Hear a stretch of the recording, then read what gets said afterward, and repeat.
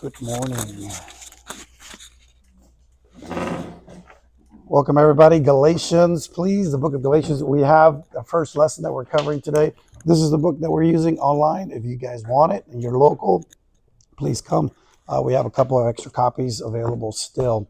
So we are live again on Facebook and on YouTube.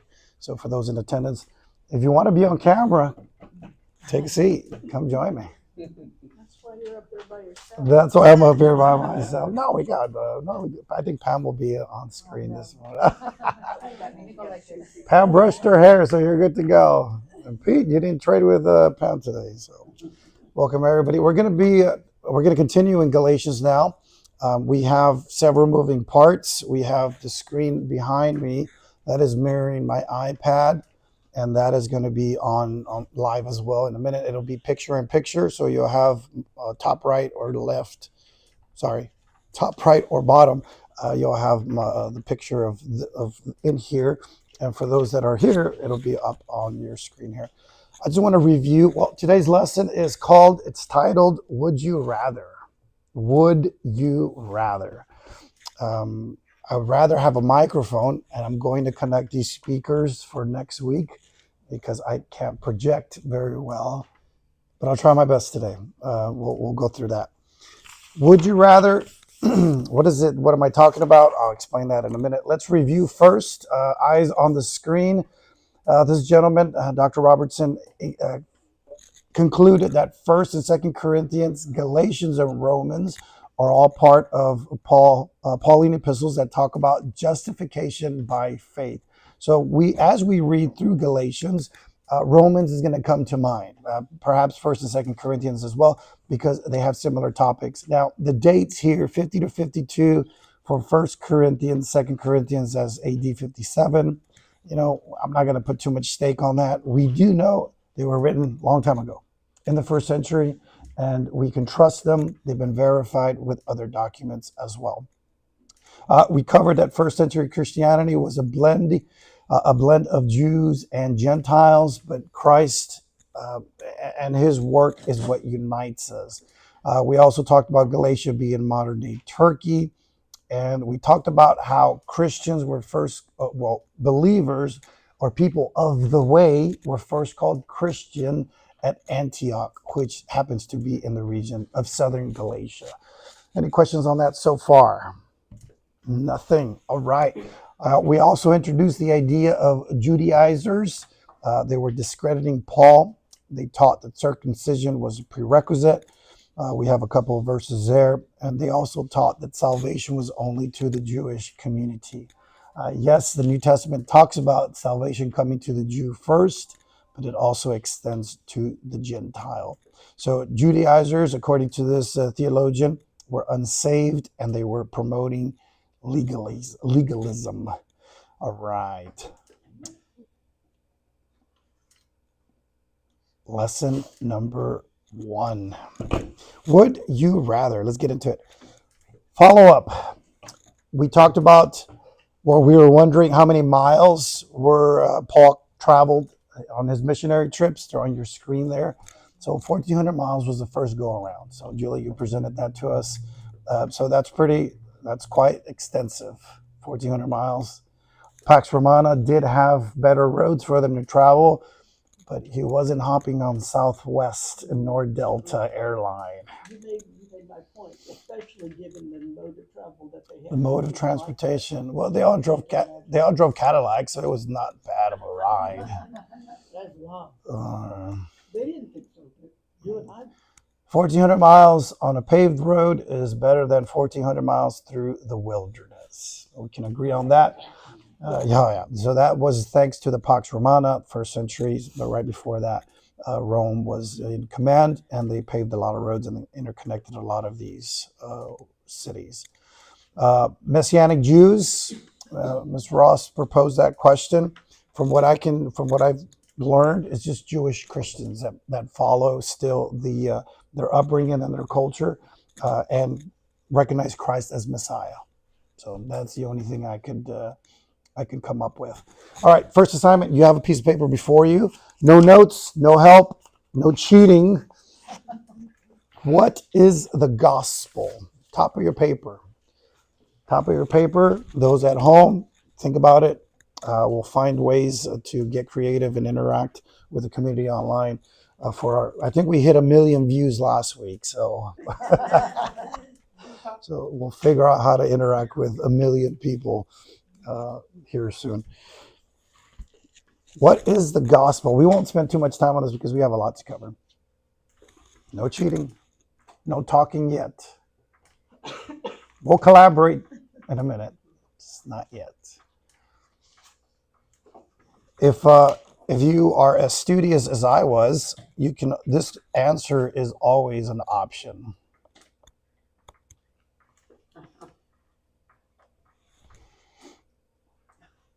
IDK, I don't know. No need to write IDK, just write.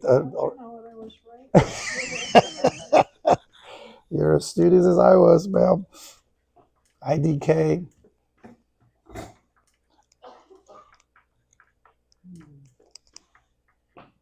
Hard to explain, maybe hard to articulate. Can we believe it? Julia's chomping at the bit, but we're not going to let her go yet.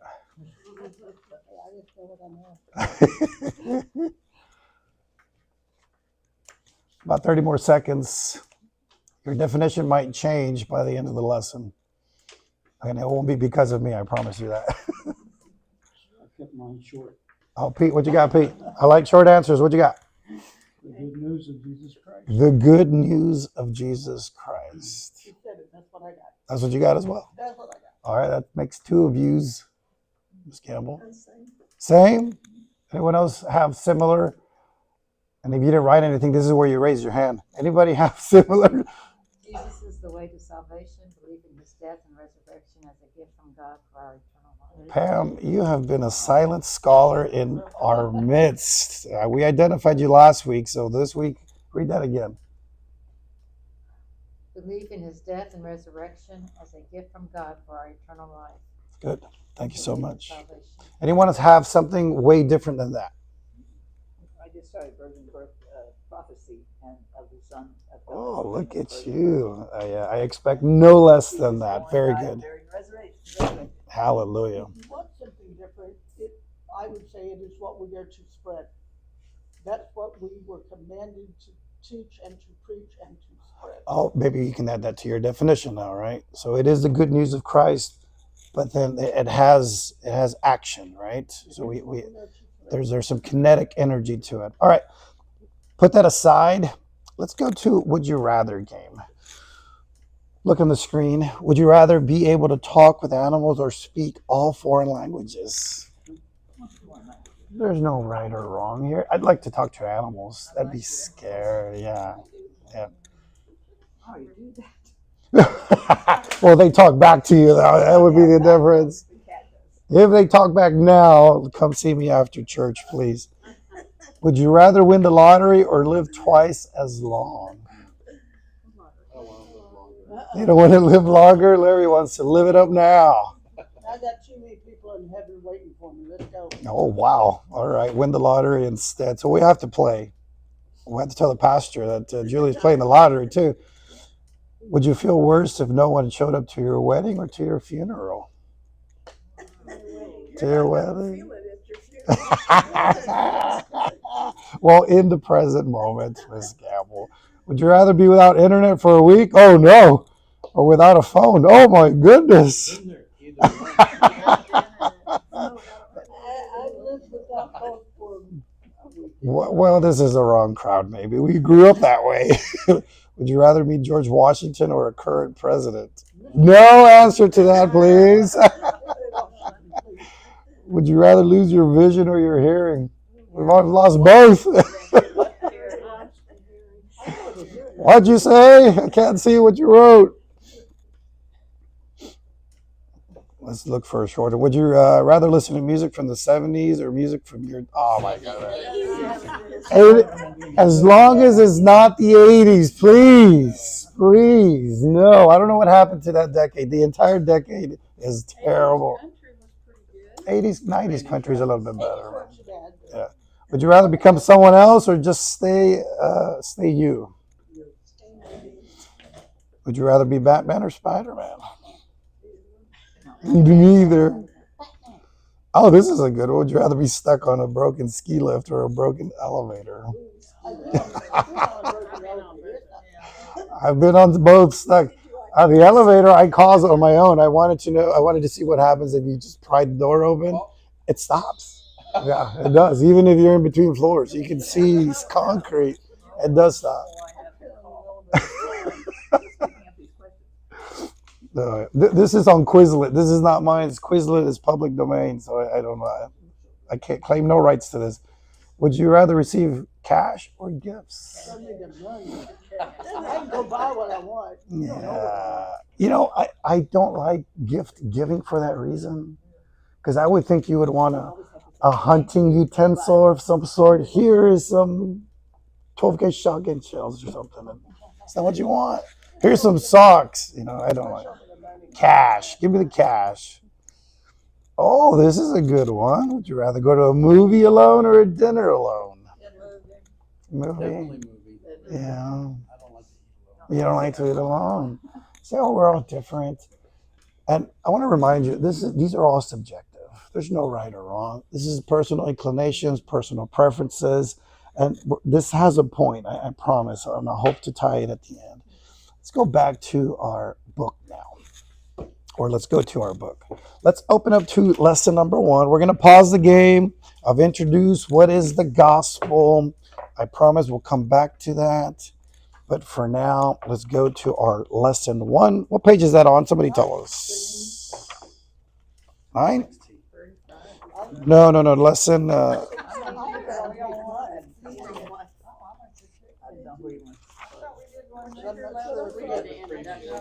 We did the intro last week. Unprepared students. I love it. It's like teaching middle school all over again. Let's go to page 20. We're prepared for next week. Oh, you're just a week ahead. Okay. I don't. We try to project the right one, this one, but it's not this one. All right, volunteers, as customary, page 20. Somebody read Galatians chapter number 1. Whatever version this is, we'll go with it. I am amazed that you are so quickly deserting him who called you by the grace of Christ for a different gospel, which is really not another, only there are some who are disturbing you and want to distort the gospel of Christ.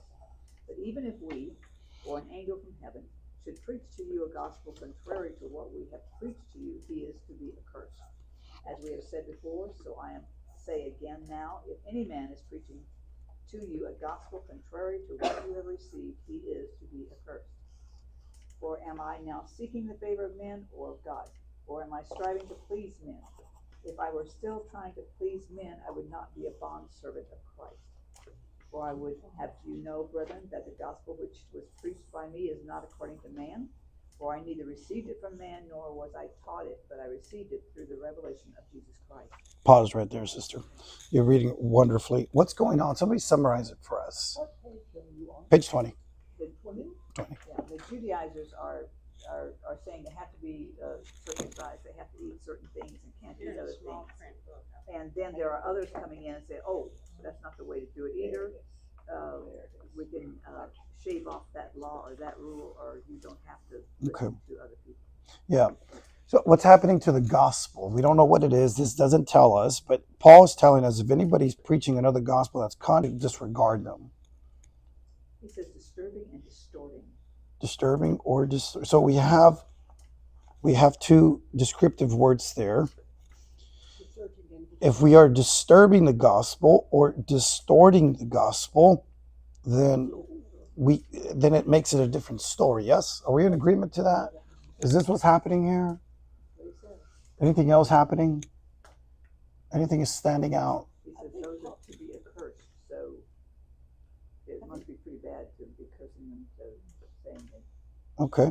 I think Paul's just trying to make a global aspect, trying to get people to understand that the gospel is real, and that what he is teaching and preaching is of the gospel. Some people weren't exactly welcoming of Paul And he was just trying to tell them, look, I'm just giving you the gospel as I see it.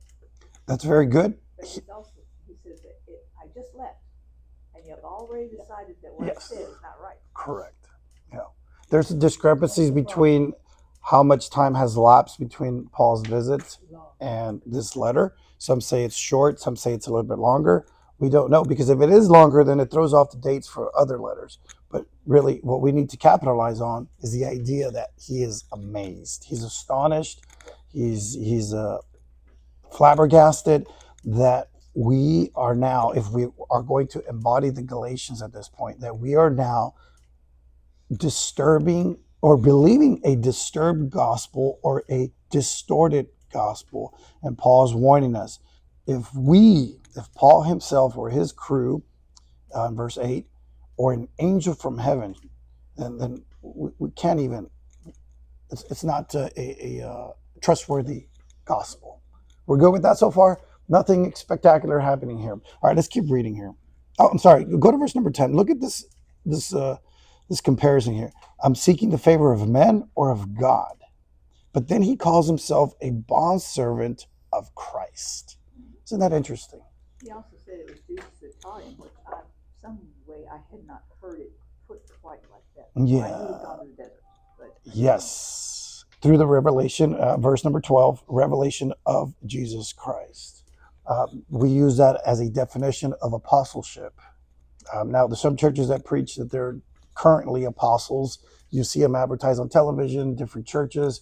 But this revelation of Jesus Christ directly to Paul, just like his other apostles, Paul is included as well. Remember, Paul did not walk with Jesus originally. Paul hated the Christian church. Paul, we could say, hated Jesus because Jesus had asked him, why are you kicking against the goads? Why are you kicking against the pricks? So Paul was not part of the original team. This made him part of the apostleship. Let's continue 13 through 24. Somebody else read that.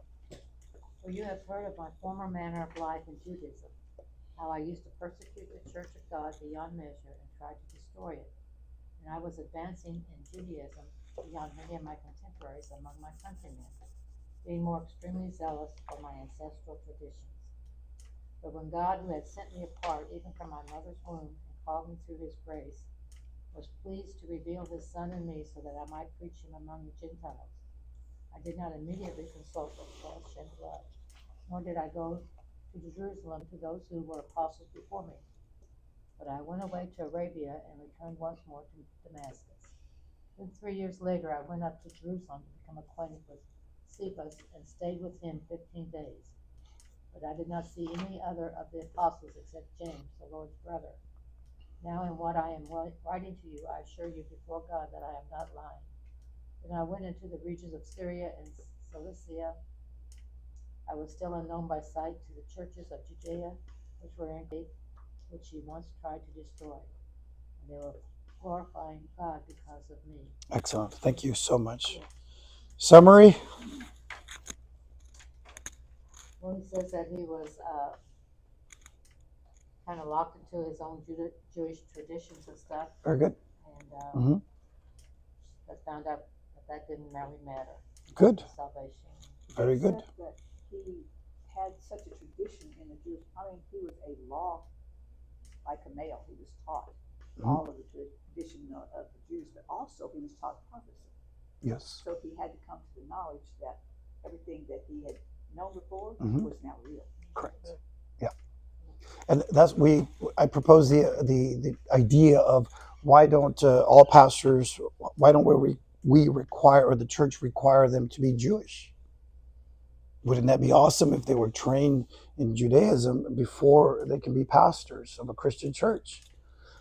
The novel idea, great idea, but Paul himself had to go to seminary. Paul himself had to go to training with Jesus Christ. So he spent some time with Jesus to update that prophecy or that prophetic knowledge, or knowledge of the prophetic prophecy, I guess, in order for him to become a much better equipped person to carry out the gospel.